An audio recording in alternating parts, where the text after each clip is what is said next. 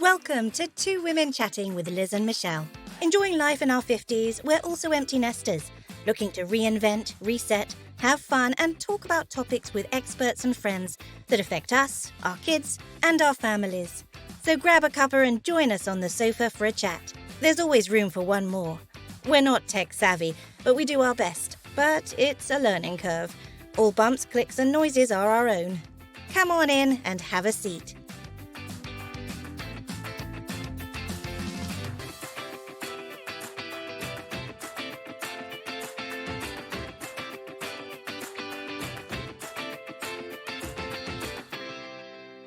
Hello everybody, it's Michelle. And it's Liz. Nice to be back. Oh, it is. I don't know what's wrong with our echoey chamber here. We changed because we just preferred going back to the sofa situation, didn't we? It's just more chatty, but it does sound like we're in the biggest cavern underground now. We're going to have to do something about that. But what have you been up to? Well, so I had a big do last night and that was really fun. But part of being an empty nester is you don't have to get up for school runs in the morning. So I went to this, it was really embarrassing actually. So it was for my husband's work and it was a huge sort of corporate do and he took me to go and say hello to the chairman. Mm. And just as I'm about to put my hand out to shake the chairman's hand, my heel goes down a floorboard and it's a real Bridget Jones moment. I'm like, so awkward. And then I'm trying to get my balance back again so he doesn't realise, but I was just so embarrassed. Anyway, the guy at the hotel where this event was being done, he noticed and he came over to me with those little heel. Have you seen those? No. You put them on the heel of a stiletto and it makes them look... but they're not broken? No, it's like a disc. Oh, yes, I have seen them, yeah, but I've never actually worn them because I think I know I'm desperate, but I think it looks a bit odd. It looks really ugly. It looks really ugly, but it does stop you falling through the cracks of the floorboards. I never knew that was for them. I've seen ladies and girls at events with wearing them, but I didn't realise it was go down the floorboards. No, I would think it would be good on grass and things like that. Yeah, I think that's what they're probably there for. God, I really did feel like a bit of a Bridget Jones. Here's another Bridget Jones moment for me this week as well. Oh my gosh. So listeners who have got daughters might understand this. But so my daughter Jemima, when she was back for the weekend, she always manages to bring a bit of laundry with her. So all goes in the washing machine, Anyway, the other day, I was feeling really quite depressed because I thought, my God, how have I put on weight again? I'm always really, really trying. I see where this is going, don't you? So I'm thinking, my God, my knickers are just so tight. What is wrong with me? And so I wear them all day, and by the end of the day, I'm really depressed. You've got that line. Yeah, well, I'm thinking, what the absolute heck? So, I get changed for bed, and I look in there, and they're a size 6. I'm like, I've done that. Oh, that's why. I've done exactly the same, but I had a line around my fat, basically. Because my daughters are size 6 you as well. all day. But because they were quite stretchy, but so it wasn't that they were. Well, I'd like to. They weren't too small for me, obviously, but they weren't that uncomfortable. It's just I couldn't work out what I had. It was obviously the indent completely. I mean, I could get my legs through. Yeah, exactly. So actually, we are a size 6. And I'm a big proponent of Marks and Spencer's knickers. Always have been. There's nowhere else I'd buy my underwear. Yeah. Anyway, the styles are the same, the colours are the same, and we all wear the same thing. So I felt a bit better when I realised I'd been wearing something 2 sizes too small. Oh, you just shrunk yours. You sure the one didn't just rub off? Yeah. Oh my goodness me. Oh yeah. Oh, so you were laughing about my comfortable trousers last time, but you went to see your mum, didn't you? Yeah, and I can trump that. I walked in to see my mother. I went, "Oh, you look lovely. I love your top." And she goes, "Yes, well, it's yours. Don't you remember?" And I went, "No." She goes, "You gave it to me because you said it was too old for you." But now you're coveting it. You've moved on. Well, it was a lovely colour. I just thought the shape wasn't quite right for me, but maybe it is now. And it's comfortable. But she's keeping it. She's not giving it back. It's all about comfort, isn't it, really? Oh, gosh, yeah. It's all about comfort. Look at what we're wearing today. Well, yeah, I'm still dressed in my tennis gear. And I'm dressed in my pyjamas, basically. Yeah, so back to my my event last night. Being an empty nest and not having to get up for the school run, we leave the thing at about 1 a.m, but there hasn't been a lot of food. A lot of champagne, plenty of champagne, but these tiny little bowl food things where there's one teaspoonful of risotto. So I'd eaten maybe 3 of those all evening. So we get in the car. I think you had a few more. No, I didn't really. I was starving, absolutely starving. So I'm in my nice dress and possibly a couple of champagnes in. Anyway, so we were lucky enough to have a driver to bring us home, and we said, okay, we're starving. You've got to find us a 24-hour McDonald's. No. Yeah. So my husband's in a tuxedo. I'm in a nice dress. And he looks everywhere, and we end up on the Edgware Road. And James goes in his tux to get 2 Big Macs and fries. I'm sure they've seen it before. And then I wonder why I don't lose weight. No, well, you don't count that because that's sort of, No, I think calories in the middle of the night don't count. No, they just definitely don't, because you forget those as well. I just thought, God, that's so typically me. And then I realised I'm playing tennis in the morning. So I've got a cracking hangover and it's 8 o'clock and I'm playing tennis at 9. So I'm rushing around and I pull yesterday's sports bra out the laundry. And as you can see, I'm wearing... as you can see, I'm wearing a medley of colours. And I race over to the tennis to meet my friends. And where the heck are they? Oh my God, I can't believe I'm here early, I'm dehydrated, I've got a cracking headache, and I'm ready to go. And then I go through the WhatsApp and I'm like, 9:30. Brilliant. So I'm here half an hour early. You could have extra half an hour in bed. I could have had a half an hour. So at least that gave me time for the Advil to kick in. How is the head? And it was fine because I just sweated champagne for an hour. I smell lovely. I haven't even had a shower until it'll be after this. We'll talk about champagne, actually. I did go to Henley Regatta last week. Very lovely. Yeah. Did you do the whole, the table? We did. Because people do it really properly. Well, we went. Crystal We invited as guests to a particular place, which I won't mention because I nearly didn't get in because my dress wasn't long enough. But I thought I looked really good. Even my son said, "Mum, you look lovely." And I went, "Oh, I'll tell you that." My husband said, "You look gorgeous." But I get there. Well, you'd had a few and prees. They say you don't look gorgeous. As they say with before. That's the trendy word, prees. Want a bottle of champagne before you go. Nice. Yeah, prees. I think they call it at the friend's house. We went there and the chap stops me and I'm like, sorry, hello? And he went, your dress isn't long enough. And I was like, what? He says, I thought on the knee was okay. He literally was not going to let me in.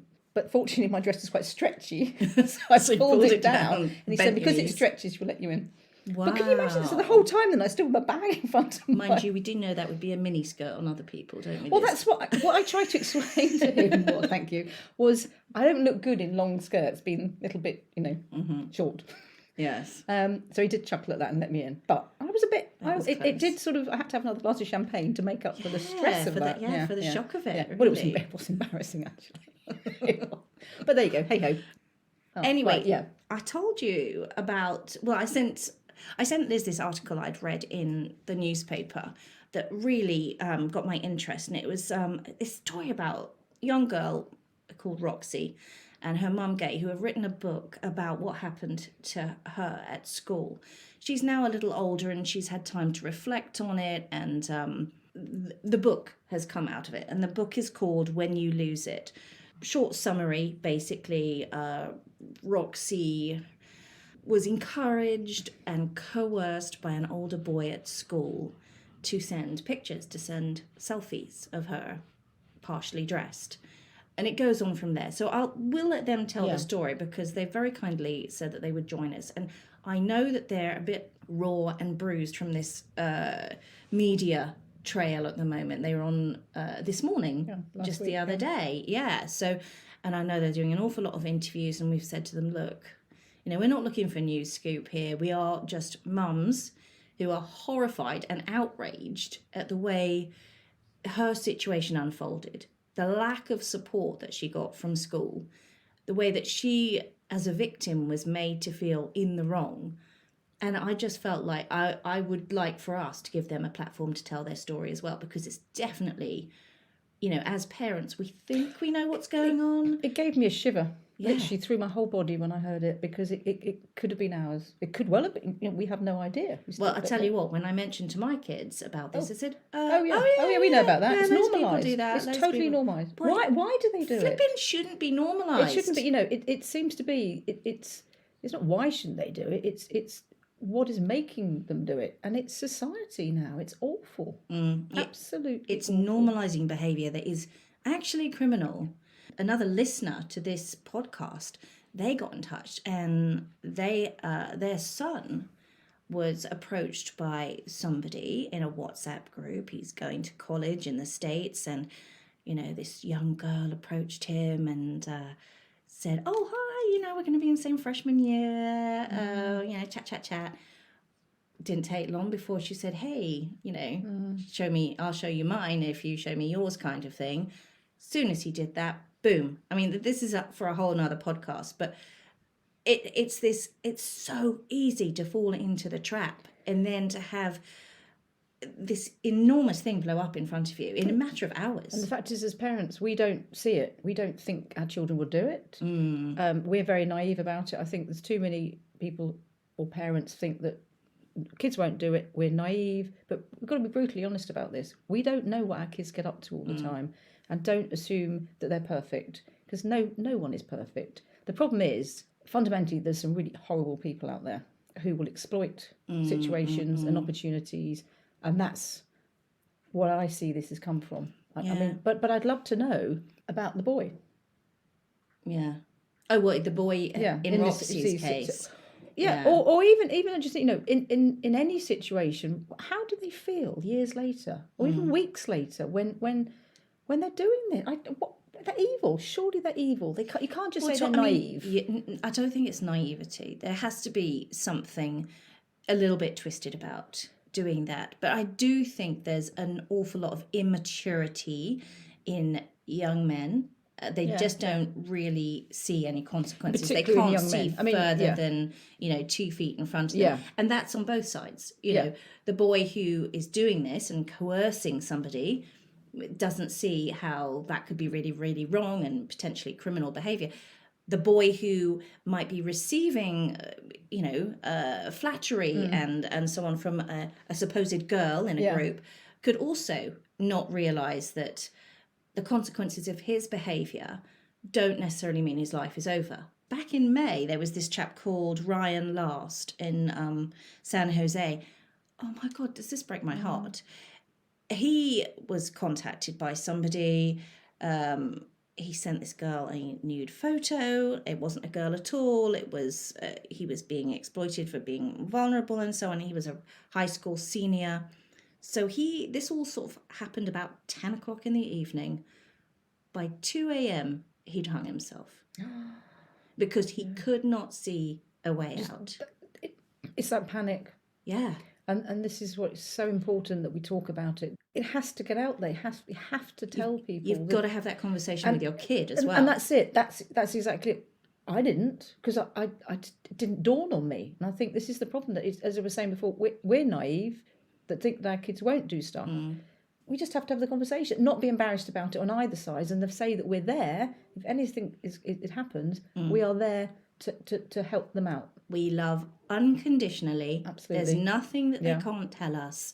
But I think, if we do anything from this podcast, if we can just encourage parents to communicate and just talk about this very subject. And to recognise the signs, which I'm going to be honest, I wouldn't know. Then I spoke to my Pilates teacher, and I said, we're going to have this interview with these two, this mother and daughter. And I explained the situation. So, oh yeah, that happened to my daughter. I said, what? Are you kidding me? She said, yeah. She said that she got a text and she was near me, and I saw her face change. Yeah. And luckily, she said, oh my gosh, this is what's happened. Somebody has asked me to send photos. I think she was about 13 as well. Yeah. So that is quite a vulnerable age. Yeah, because it's sort of the age when you're a teenager, you think you're grown up. Generally at 13, you're not grown up. Some may be more mature. You tell me any kid, any teenager that does not have a fake Instagram or a fake account. And this is going back to what I was saying, is parents must not think that their children are perfect, because they're not lying. They're perhaps just manipulating the truth occasionally. They want to be popular. Yeah, they want to post things that their parents won't judge them about. Yeah. So the other thing that really occurred to me, more for our midlife, approaching empty nest listeners, is that you've got to have this conversation while they're still at home. Because if you wait till they're in college, They might be on a different time zone. They're further away. They're at least potentially hours away. But even if they're not that hours away, they're away from home. They're not. And you're they're not not. You're not noticing seeing behavioural that's it. You're not seeing the changes. change, and unless they have got friends around them that will report it to you, which they won't. They're not going to shop them, No. as it were. But yeah, have this conversation. Let's have a conversation with Roxy and Gay and see what they say about it then. When You Lose It is published by Welbeck. It's already available on Amazon, and it's going to be available on the link on our website and Instagram. Now, Claudia Winkelman has already described it as an extraordinary and important book and suggests that everybody reads it immediately. So just as a little intro, this gripping true story is told from the perspectives of mother and daughter separately. And it wasn't until the book was finished that both read the other side and understood how differently each had navigated and felt about a 6-year journey. So it covers the devastating effects of a psychotic breakdown triggered by coercion and blackmail by older boys. And it's incredibly brave, and it's raw, and it's really personal. And I'm so glad that Roxy and her mum are really keen to raise awareness of the situation to try and help others. But I tell you what, the more we learned about you, the more we were absolutely horrified by what went on. So welcome to our sofa, Roxy and Gay. Yeah, it's good to be here. Thank you for finding time. I know you're really busy on the media circuit and with internships and things like that. So we're really delighted that you can just join us for a little bit. So firstly, I just want to state that we're two mums. We're not reporters. Our overriding purpose of talking to you both is not to bruise you further, because I can only imagine how hard it's been for you over the last couple of weeks, mentally and emotionally, but to highlight how common this activity is and encourage communication between parents and their children. So don't ever assume that your kid couldn't fall victim to flattery, a need for attention and acceptance, and ultimately extortion, whether that's images or money, because your kid is never too smart, right? So could you tell us in your own words, maybe we start with Roxy, what happened and what the consequences of this coercion triggered? You've been through such a lot with your mental health, and there's a lot more to read in the book. But let's just focus on the sextortion that happened when you were just 13 years old. So I started getting messages from a much older guy. He was 17 at the time, and I was flattered. So, and I was a bit excited. Like, he was older and popular and quite attractive, and he was really quickly asking for photos. There was just a huge amount of pressure. He said everybody was doing it, so if I didn't, that was weird. And so eventually I did. I mean, I said no for a long time. I really did. It just built up. It was huge. And then I got a text from his friend a few weeks later asking for photos. I didn't know who he was, didn't respond. And when I didn't reply, he sent photos of myself back to me. And that was just, yeah. And were you able to tell friends about what was happening to you, or did you keep it all to yourself? I made it clear to my friends that I was talking to the first guy. They were quite, some of them quite impressed. He was older, but no, I never told them of the extent of the pressure. I mean, because the second guy then used the photos he already had of me to then threaten me into sending more and more explicit things, saying that if I didn't, he would send them around the school. And that's when I had completely lost all control. It didn't. I mean, now I just want to shake myself but at the time that didn't. He already had these photos. Everyone else finding out was not an option. That would completely end my life. So it didn't. There was no choice. And you were only 13. I mean, hindsight's a wonderful thing, isn't it? Feeling like, oh, you should have done that, should have done this. But you're a child at 13. Yeah, I can't imagine it. Put in your shoes at 13. I was a kid. You are a kid at 13. Yeah, you are a kid at 13. How did it all come out then in the end? What was the trigger point or the catalyst that made you share this story? What happened? Yeah, I think what's quite important to say is the what you said about the book is absolutely true. So the book is written from both our perspectives. It's separate accounts. So the reader is reading all of this that's going on in Roxy's teenage world.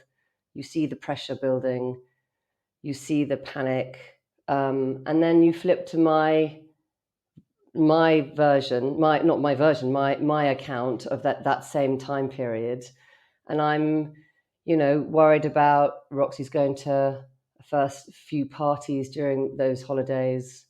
The chat about not having too many beers. If somebody does drink too much, make the phone call. You'll never get in trouble for making the phone call.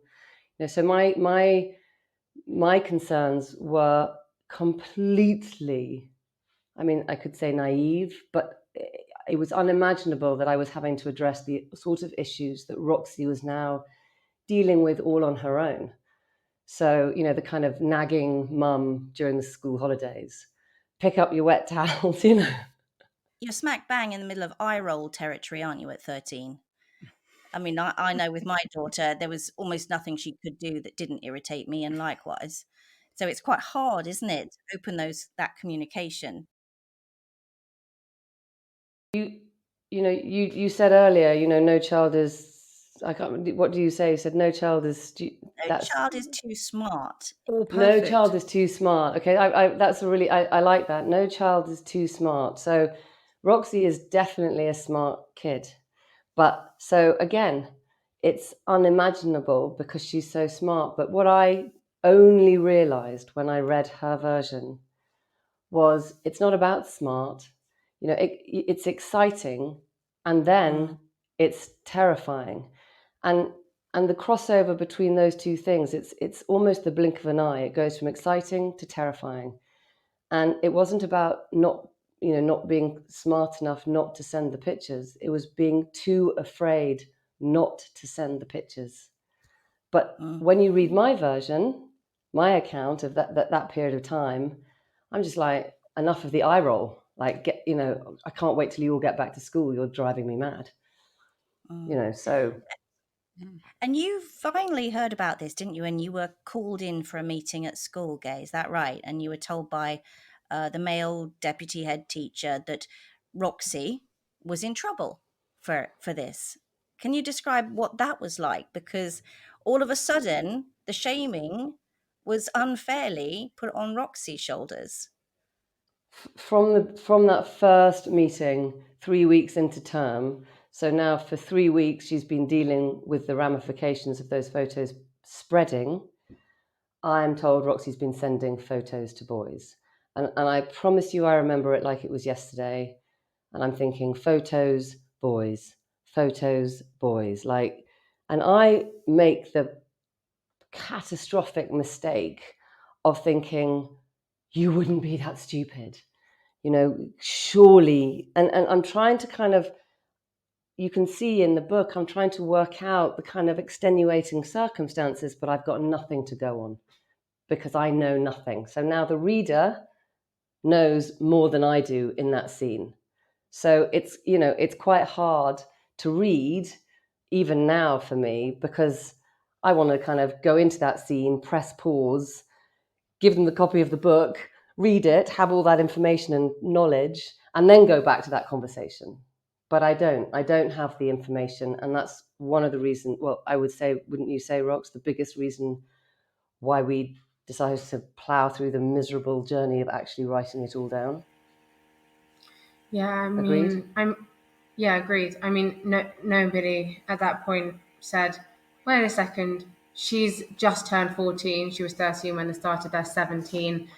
Major power imbalance. Nobody said that to me. I mean, for a long, long time. And that, it's so clear now. When you're when I reread that section, I'm like, how? Like, now that we've started this conversation and we've started telling people, and everyone's like, there's something wrong with this.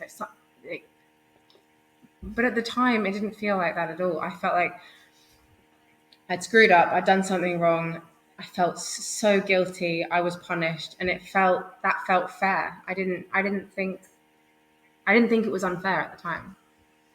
Isn't that awful? I mean, that really made me want to scream when I heard about the way that you were treated by the school. So the consequences were for you, not for the boys. You were punished for what you had done. Can you tell us about what the school expected you to do to address what had happened? Yeah. So I had to stay in this, like, in my study off the common room in all my breaks. So I was only allowed to go to lessons. It was called being house gated. I had to write a reflective essay about why I'd done what I did and why I wouldn't do it again. That was the main one that really pushed me over the edge. And then they also asked me to see the school counsellor to deal with the self-esteem issues that had caused me to send photographs. Why nobody sent the boys to see a counsellor to deal with why they, wanted photos from a 13-year-old girl? I don't understand. But It's classic victim blaming, isn't it? And, these boys who played top trumps and they messed with your adolescent head, they apparently never did have any consequences as far as you know, did they? I mean, We don't know. I don't know that for sure, but they weren't expelled or suspended, and they continued to Yeah. be at that school. And were their parents told? We don't know, I guess. Were their parents Don't know. told? Don't No know. idea. Data protection. That's what we were told anyway. Couldn't ask. They couldn't discuss the other children involved. But That's so still loose convenient, though, isn't it, as definition. well? Well, Yeah, schools don't I want the think bad so. PR, do they? Schools are very careful to control the situation and make sure that these things don't get out, because it doesn't reflect well on what they're teaching and the safety. I think that's a gross dereliction of duty of all schools, because where there are children and where there are smartphones, this is occurring, full stop. So I'm much more interested to know how any school would deal with this. It's like, how do you deal with bullying? This is a sort of sexualized bullying. And for schools to say, oh, we don't have bullying in our schools, it's ludicrous. So it's almost makes the parents treating us like children. We know that kids can be cruel. That's nothing new. So how do you deal with it? And how do you help the kid who feels the need to bully another child? I mean, anyway, so it's silly to think that it's not happening. Well, I was looking into the stats on this. Okay, this shocked me.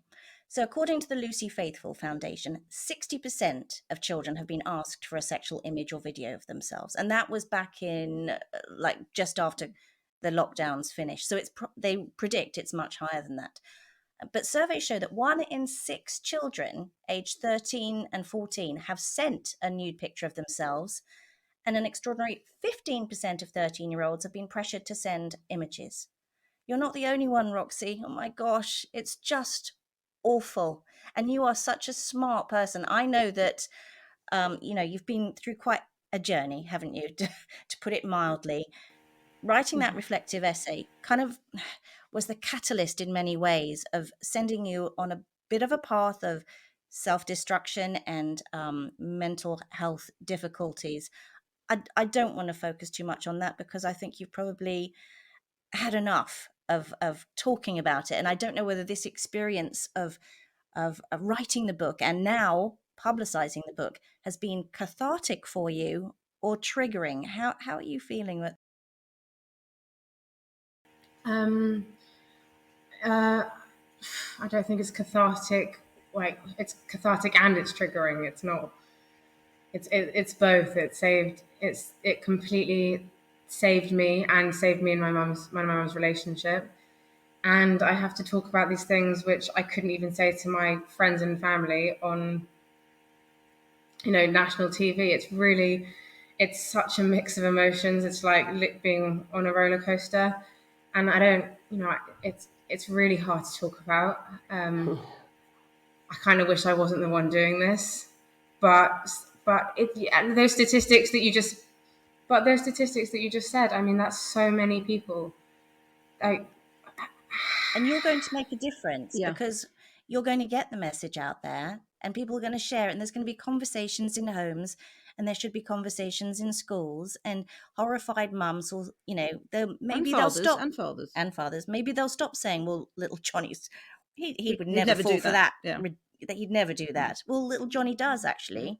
Little Johnny probably has a fake Insta, and little Johnny may be targeted and be feeling vulnerable. It's actually a surprisingly huge number of young males who are targeted.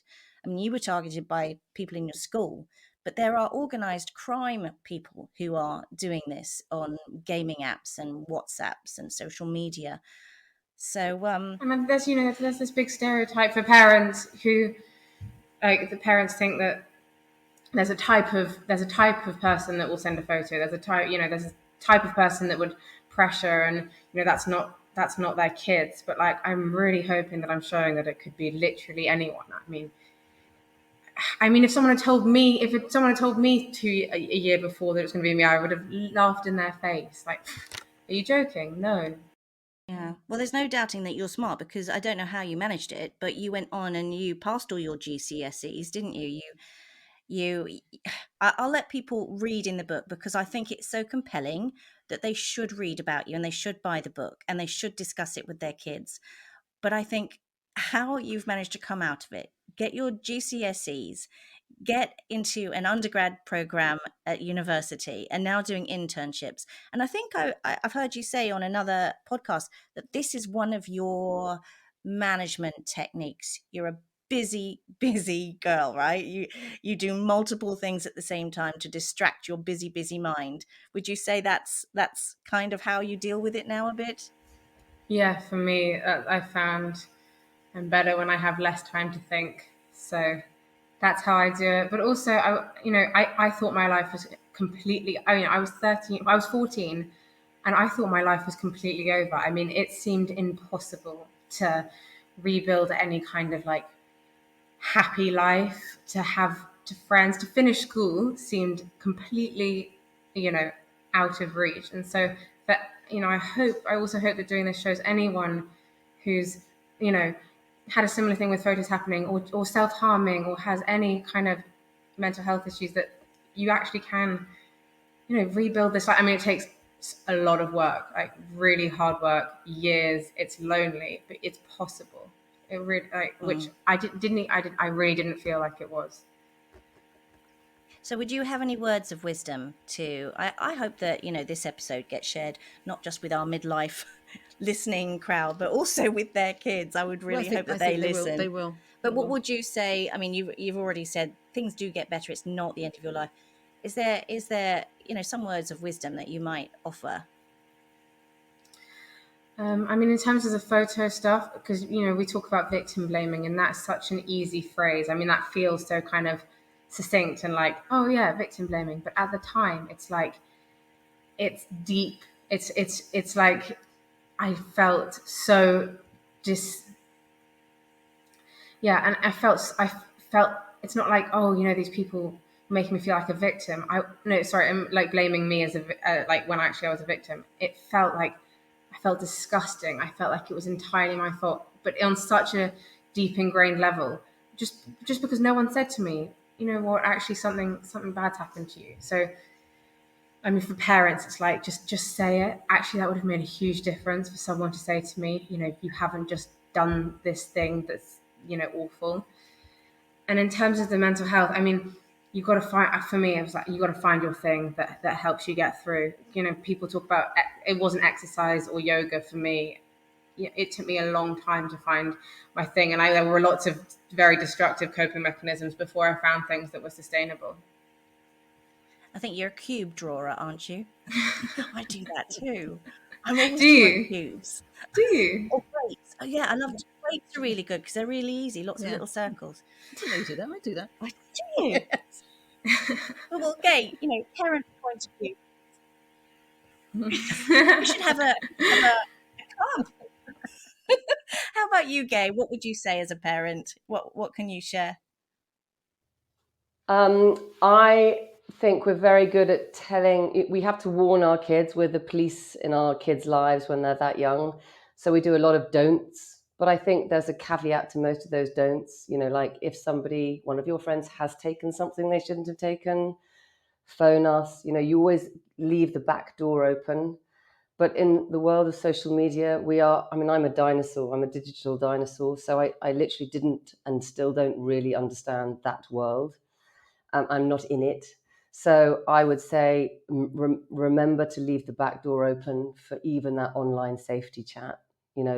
Say what goes online stays online, or whatever you want to say. If you're not happy with your grandparents seeing this, don't put it up. But they don't listen. But just say so. But if you do, this is what you need to do. If you do, you'll never be in trouble. So it's that two things. It's like, don't do it, but if you do it, you're not in trouble. Come to me. I'll help you. Because that second part of that conversation. I think you've said, Roxy, haven't you? You get told what not to do, but if you've done it already, you still need advice on what you do with that, so that you're never, ever alone. I mean, I had nobody. I felt like I had absolutely nobody that I could tell. It was so lonely. I remember when the second guy eventually his request got so bad, he asked for a video. I do remember I just remember like I couldn't send it, and I just remember sitting on the floor and banging my head against the windowsill because there was nowhere to. There was literally nowhere to turn it. It was like, oh my god, yeah. No, I'm just thinking about the book. I think this book should be in every single school. It should be on the curriculum. This is part of, how do you say it? PSHE? I always get that right. PAC. PSHE. PSHE. I don't think they try and that's why. say it phonetically. I don't know this. But I think it's so important, and I think this book we'll do our best to get it into the schools. I'm passionate about this because we don't even know. I don't know if I've got a son and a daughter. Whether they were involved, I haven't been told. All we know is when we mentioned to my son who's now at university, he went, "Oh yeah, I know somebody did that." And it was like I was shocked. I think one of the things as well that has occurred to me, and again, I've been speaking to a number of mums of teenagers, of my son, is the absolute lack of outrage. Like, you must be outraged, Roxy, looking back, and you, Gay, as a mother. But my God, kids now, and we've come on a bit with social media. It's 6 years later from when it happened to you. It's so prevalent. Everybody's got a phone in their hands at all times. Well, I said to my son, same as Liz, really. He said, yeah, loads of people do that. Well, aren't you outraged as a generation? Aren't you outraged that this is normalized behavior? It's not, is it? So we all need to do a bit of a job, and you are doing an incredible job, Roxy and Gay. Thank you for sharing your story. My goodness me, you are one very brave girl. Just tell us, I know you're still working through things. It's never over, really, is it? But you're finding more positivity, and you are well on track to be very successful in your life. Can you tell us a little bit about where you are now in your headspace? Thank you. So after I eventually recovered from the psychotic episode, I spent 3 years working really hard to finish school. I finished school with 3 A stars at A level, which was, mental considering where I'd been. Wow. And now I'm at university. I'm studying maths and statistics with neuroscience. Just finished my first year. Neuroscience. Really hard. Okay. How do you feel about the maths? I passed. And I've just started a tech internship at a bank. You are outstanding. Thank you. Thank you. Yeah. Thank you so much for having us. Weren't they amazing, both of them, both mother and daughter? I can't believe how brave they are. I wonder what it was like for them both at that moment when they finished reading the combined book and read each other's story. I bet they were shocked. Oh, I'm sure it must have been a revelation to both of them. That is the word, actually, revelation. But yeah. I say shocked because, as a mother, as Gay said, we're naive. I'm a naive parent. I am naive. I realise that now. You just think, your kids wouldn't do it. Well, as you said, I mean, you have the chat about the don't drink too Don't much, don't take don't take or drugs. if you have do, a come and safe speak to word. us. There's nothing you can do that I won't pick you up from. We've all had that chat, but my goodness me, everybody, please talk to your son, talk to your daughter, talk to your husband. But when do you think you start that chat? I think early. When do you call early? Sadly, our little ones are exposed to these things. They get would they get a phone at 8? Well, they do 8, 10. So once they've got that, they've got the internet. That's it. Well, look on the flip side of this. Scary fact time. Okay, did you know that if your child receives an image or a video of a minor on their devices and they don't delete it pretty much immediately, they could end up on the sex offenders register? Did you know that? I certainly didn't. But you see, unless we tell them that, I wouldn't think they'd have one. So therefore, to tell them to delete it, I wouldn't know. Well, so this is the advice that they're given. Delete it immediately upon receipt. Make sure it's permanently deleted so you can't just retrieve it. And it is a defence because, wait for this, it's a defence to be able to demonstrate that the image was not kept following its known receipt. So it makes sense because we can't actually regulate what our friends send to us, but we can regulate what we do with it when we receive it. So for goodness sake, do not send it on to another friend. No. This is criminal behaviour. And if a complaint is made by the police, they've got a duty to act, which means that that young person can be arrested or interviewed voluntarily under caution at school or at home or at the police station. They can take their devices for forensic analysis. And it's not just the short term. Even if the matter is not prosecuted, an enhanced DBS check in the future could result in information relating to the investigation being disclosed to prospective employers, especially if the employment would involve working with children. So you are messing up your future, and kids don't know that This could be the way to get across to them, because I remember as a kid being told, the police will be involved if I cycled on the pavement, ridiculous, no comparison at all. But I was terrified, the police would be involved. Maybe that is the way to get across to kids that, it's not just us getting cross with them. It is serious, and hopefully most kids still do respect the law, the police. Well, the FBI is doing something about it. It's taken very seriously in the States. The FBI has got a stop sextortion scheme, and they go into schools and they publicise it widely with posters and stuff to schools to let them know. So what do people do if you've been targeted? Don't panic. Help and support is available. For heaven's sakes, don't pay. Oh, gosh, no. Save the evidence. Take screenshots. Save messages and images. Collect URL, as in website links, to where the information is being shared online. Report it to social media companies if communication happened on these channels. They have to investigate. Report it to your internet service provider, and definitely block all communication with the person targeting you. So we'll put a really good list of resources on our website. There is a lot of people who are out there, partly because it's on the rise. This stuff is going on so much and increasing, and they're being targeted by criminal gangs. It's not just, I don't know, boys and girls at school sharing images. It's getting targeting. Professional. It's professional. It now, is almost, professional, and it's targeting taking vulnerable kids. And like that story we mentioned before the interview, your kid getting something at 10 o'clock and not knowing what to do with that information or how to deal with it, and it ending in very dire consequences.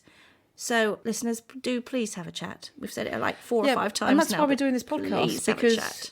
I think that's why we're doing it. This podcast is because we want to raise awareness, and gosh, Roxy and Gay are certainly doing it, and I'm passionate about this because it could be your daughter or son. All right. And that's where we'll leave it. So Roxy and Gay have very kindly offered a couple of their books to give away on our Instagram. So follow us on Instagram at 2 Women Chatting, and you could possibly win one of the books.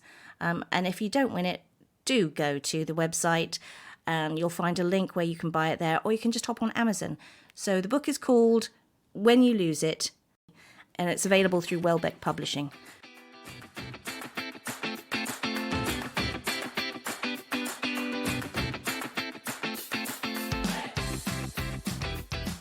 Thanks for listening to Two Women Chatting with our special guests. If you enjoyed this episode, it would mean the world to us if you left a rating and review. Even better, share with your friends. And please get in touch. We'd love to hear from you. There's a link on our Instagram bio and Facebook pages.